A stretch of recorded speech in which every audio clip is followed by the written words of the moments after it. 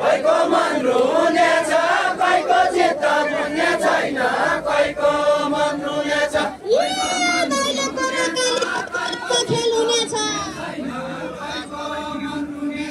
अब खेल हुनेछ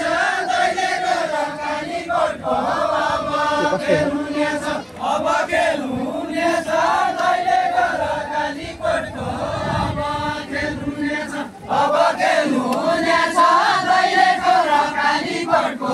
अब खेल हुनेछ अब खेल हुनेछ गएको